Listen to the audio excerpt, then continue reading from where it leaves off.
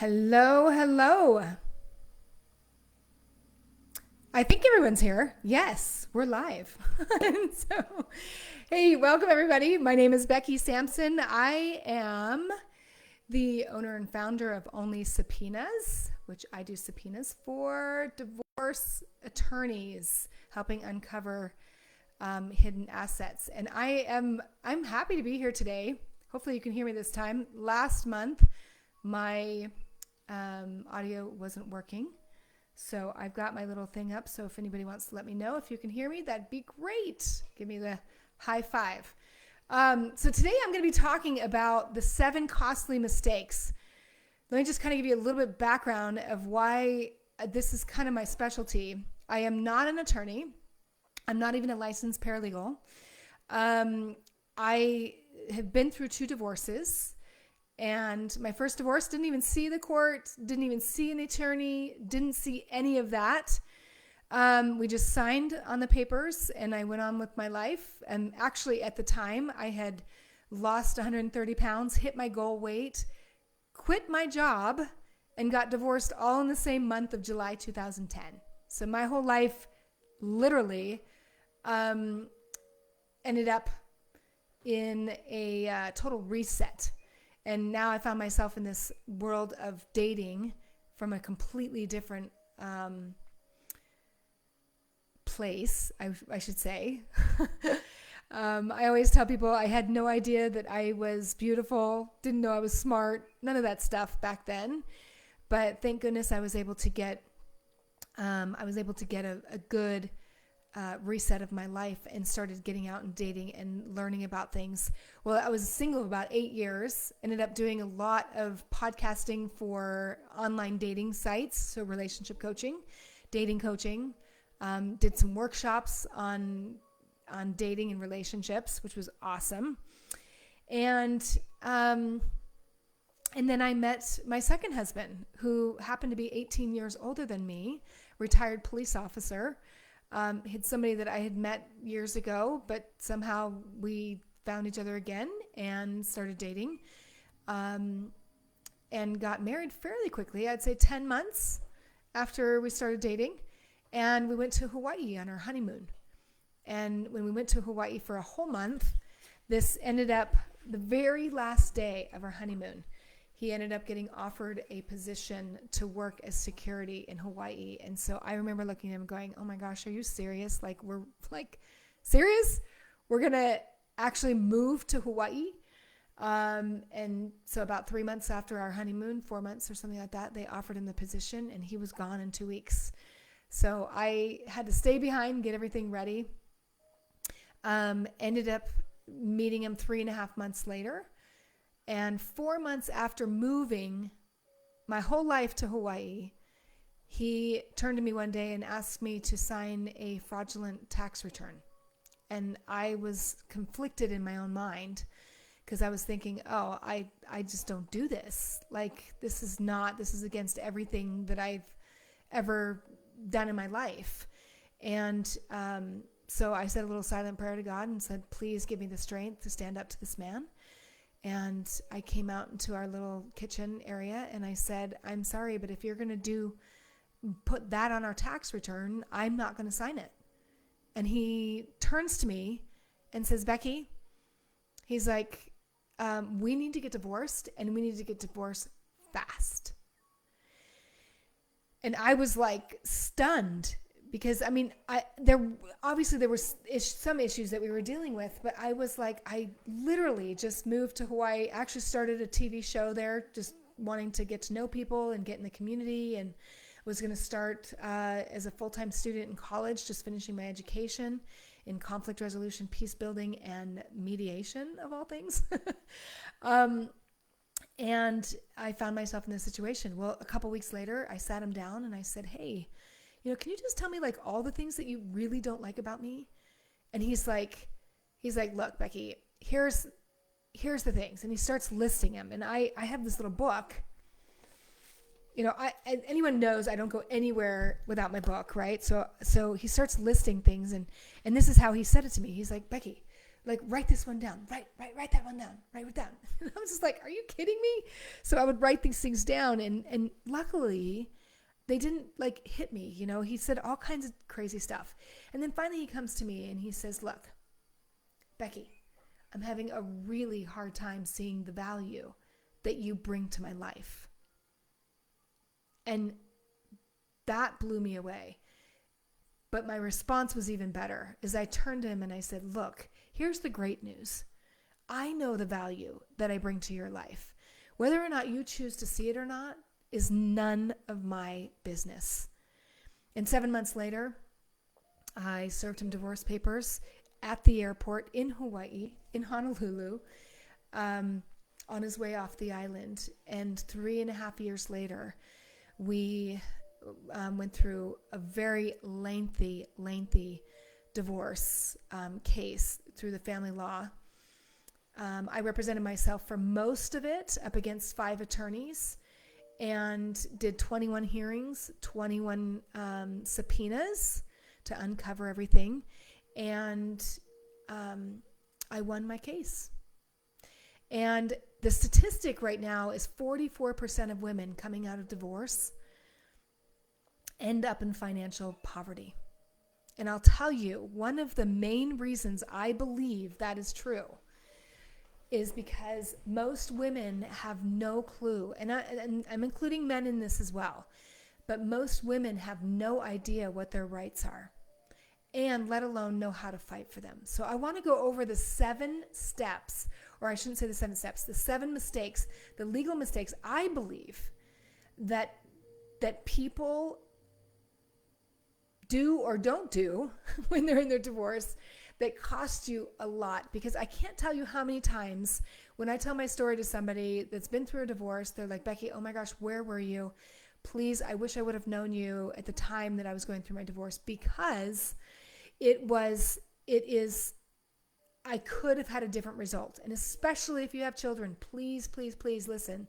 I didn't have children through this process. However, I've had so many women that have children that didn't know what their rights were, and years later, they're now really struggling financially because of it when they didn't fight. So number 1, letting your emotions drive the settlement, I should say. Okay, it's very, very emotional during a divorce. I get it. Okay. I remember the first attorney that I met with in Honolulu. I went down there and I was so hurt and so emotional and so like strung out and confused and overwhelmed that I spent an hour and a half in his office, and he charged me an enormous amount of money. And that was the once and last time I've ever done that, because these attorneys, there's some attorneys, there's some great attorneys, but there's other attorneys that will just sit there and listen to you. And your emotional state, when you bring that to an attorney, they're not trained to deal with that stuff, and it will cost you a lot of money. So I run a podcast called Divorcing Strong. It's actually not live yet, but it will be here in the next day. I should say in the next week or so. I've done 12 episodes, and a lot of the people that I interview are divorce coaches that can help support you in that. And so it is so important that if you can't afford a divorce attorney, but find somebody, or divorce coach, find a support group. They're all over the place, or reach out to me, or many of the people in this field as well, or in this group, can help support you through that. But make sure that when you're making decisions, especially long-term decisions, you're doing it without all of the high emotional state that you might be in. That you're making that decision with a sound mind, because you oftentimes may or may not know that decision that you make right now, especially emotionally, is going to affect you in the long term. The second thing that I have found that most people struggle with is getting the documentation together. I happen to be somebody that is a documenter. I didn't realize how much of a documenter I was. But if you want to win a case, especially if it's a high conflict case, you need to be master this ability of documenting everything. even beyond what you would think that you would need. I had spreadsheets that anytime I talked to an attorney, I would use a spreadsheet, put all their information on there. Anytime I spent any money on anything from copies to sending emails out to subpoenas to service process servers, all of that got documented and I got reimbursed. The court had my former husband reimburse me on all those costs because I was so detailed about it. I would also have a binder and have that binder somewhere that for me personally, I couldn't keep that binder in the apartment that we were living in at the time when he was still there. I would always leave it at my girlfriend's house. And then whenever I needed it back, I would go get it or go to the library or something to access it. But I never had that around. But it was always one place that I could go that was that I put all the documents in there. When I was done with my case, a lot of people call me Bulldog Becky Brockovich for a reason. I had 10 binders of paperwork. As a matter of fact, they're still in Hawaii, so I've got to go back and get them and go through them all. But make sure you document. Make sure you write down everything, even if you have kids and you're dealing with...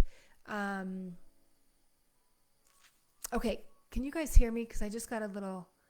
Let's see. Your live stream is experiencing performance issues? Anyway, so hopefully you can still hear me. We'll just keep going. Anyway, especially if you have kids, document how they're experiencing everything, because there may be a chance at some point that the judge will want to see how the kids are handling everything. And if you don't have the documentation, for me, there was another case that I had. We used to document on a daily basis. Hey, this is how they're emotionally, this is my experience of them.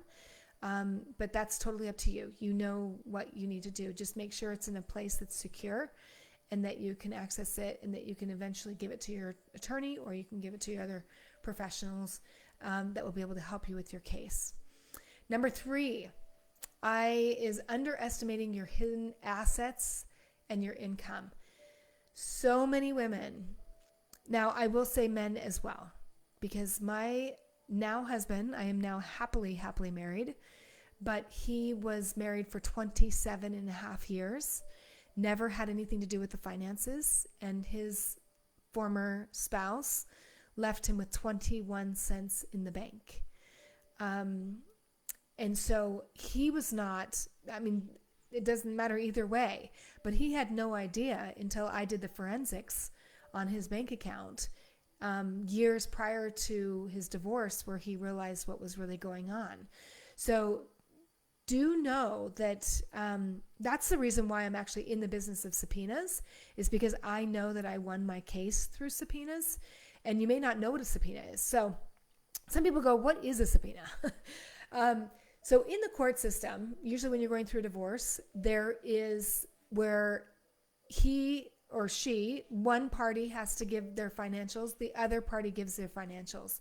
If you're someone that was not the one, was the breadwinner or was the provider of that, well, you have your own finances. I remember one time I had called an attorney and I had to fill my finances out, and I was like, well, I have no income. At that time, I didn't have any income. And I have expenses. And he's like, well, then just only worry about your part. And I was like, oh, I don't have to worry about his part? I'm like, no. He does his part. I do my part. And then we take that to the court. And you'll have to say, look, these are my expenses. And make sure that you have everything on there. Because what you don't ask for from the court, you definitely won't get. Okay? Meaning, if you're needing spousal support before your divorce is over with, then you want to make sure that you need to have all your expenses in there, from rent to food to clothes to self-care stuff, whatever it is that you need that's reasonable, so that the court can say, hey, these are your needs. This is what the money situation is, and they can rule on whether or not you are entitled to spousal support during the divorce. Many people don't know that you can get that. And that is, it's called financial relief. and you have to file for that. So talk to an attorney or someone that's in the legal field to show you that. But you want to make sure you put all of the information that you possibly have on there. So going back to subpoenas, there's a process to doing that. Usually, if you need information that you don't have, you ask the other party, hey, I need these bank records, or I need to know these assets, or I need to know anything. That's a good faith effort to trying to get the information. Now, in my case, he would give me a little bit, but he wouldn't give it all to me. And so I needed all the information in order to negotiate and go through the process of mediation. And he wouldn't give it to me. So there was about 8 months that we ended up going to court, motion to compel. He wouldn't give it, motion to compel, wouldn't give it. And finally, I mastered this ability to be able to do subpoenas. So a subpoena, what that is you no longer have to ask for permission for those things. You've done that due diligence. He's not providing it. And instead of going back to the court and back to court and back to court, you just do a court-ordered subpoena. So if you are pro se, which means that you're representing yourself, you can do it yourself. I did all my subpoenas myself. So self-help, every state usually has a self-help department, or you can find there's free organizations that have attorneys that will help you, that you can go through that process. But it is possible that you can do it. A subpoena needs to be signed by 2 different people. One would be the court, so a court clerk, if you're pro se. If you have an attorney, the attorney signs the subpoena. Those are court ordered. So to an organization, to a bank, whatever it is that you're trying to get the discovery, or you're trying to get the documentation from. And so once those subpoenas go out, they usually have about 2 weeks to be able to get you back the information that you need. And once you get the information back, now there is a process. There's a couple of steps that you need to do with a subpoena so that it doesn't get quashed. Quashing means that they've completely stopped. They've stopped you from being able to get that information from that organization or that bank. So anyway, so what I do is I actually work for the attorneys, and many people will come to me and be like, Becky, so why is my attorney not doing subpoenas? And I'll tell you, some attorneys do. The statistic is 1 out of every 3 subpoenas that gets issued gets rejected. And the reason why it gets rejected is because of non-compliance. And the reason why it's non-compliant is because they don't have the time and the energy or the manpower, because they're dealing with so much, to be able to do the detailed work that we do.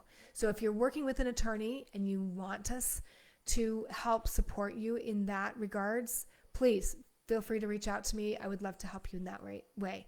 But please know that and I always say this to people, that even though a spouse is trying to hide assets, does not mean that those assets are hidden. You just need to do your due diligence to be able to find them and get them out there. And again, I'm going to say to you, I totally believe that one of the reasons why a lot of people fail at getting a fair and equitable division is because there's hidden assets and you don't know where to find them.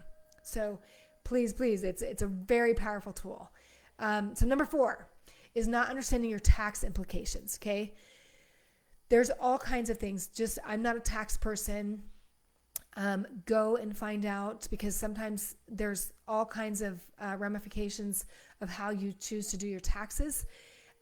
Being married and then filing separately, or when you can file separate, or anyway, all of that stuff, please go and meet with a tax professional on that. Very, very important. Number 5 is ignoring the cost of living, okay, post-divorce.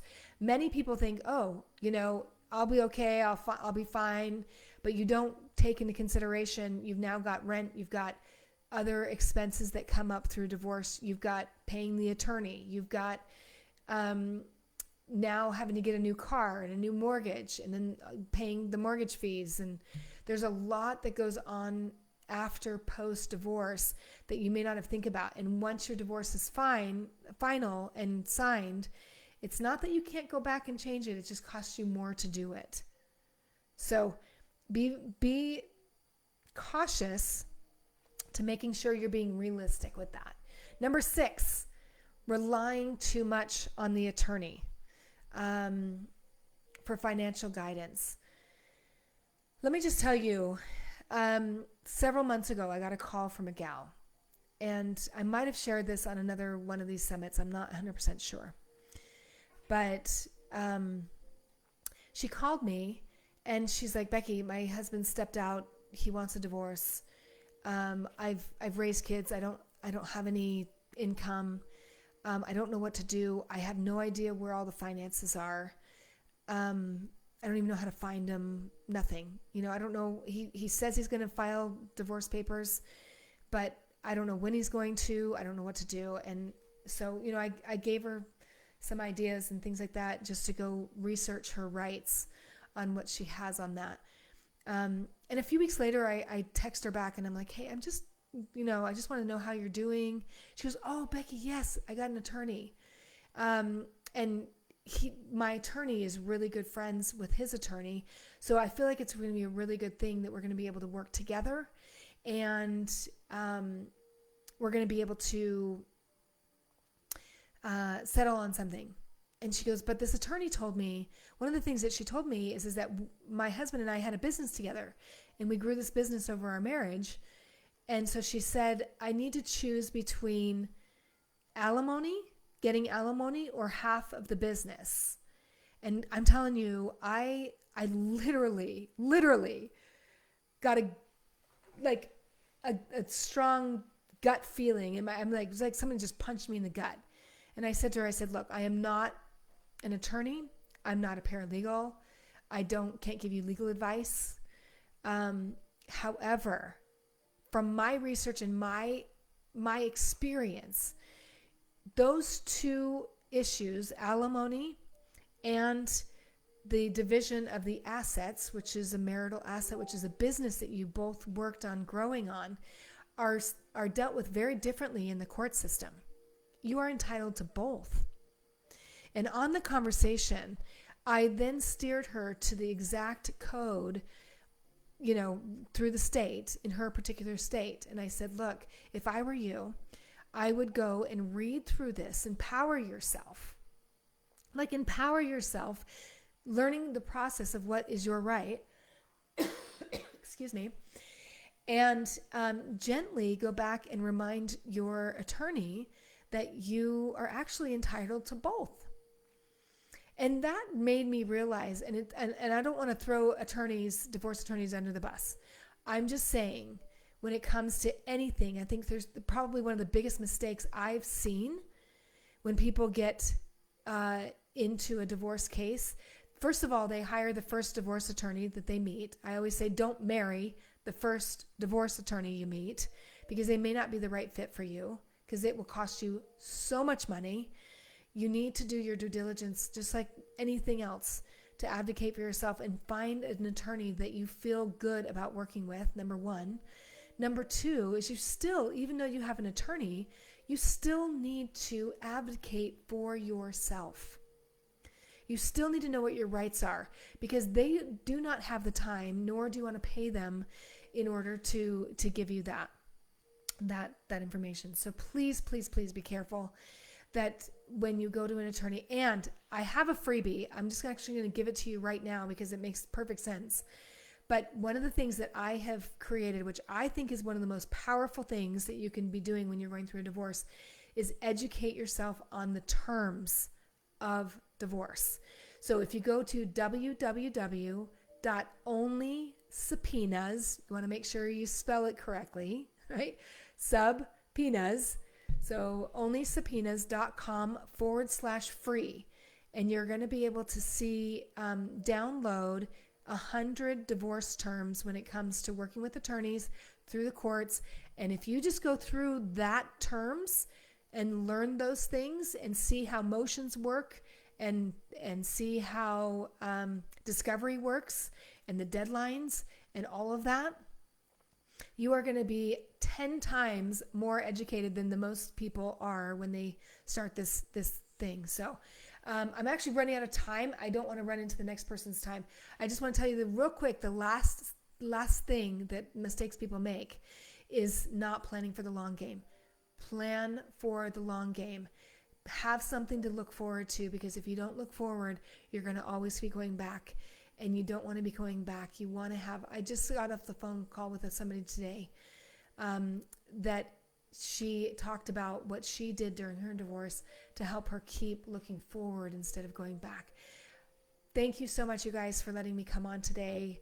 I hope you got some kind of information on there that's helpful. Please feel free to reach out to me if you have any questions, or anybody else in this organization or this support group, to help you through that process. Thank you for being here. And please, please, please, please know that going through divorce is temporary, that you matter, your rights matter, and that there is a beautiful life after divorce. Thanks, you guys, for letting me talk, and we'll talk to you soon.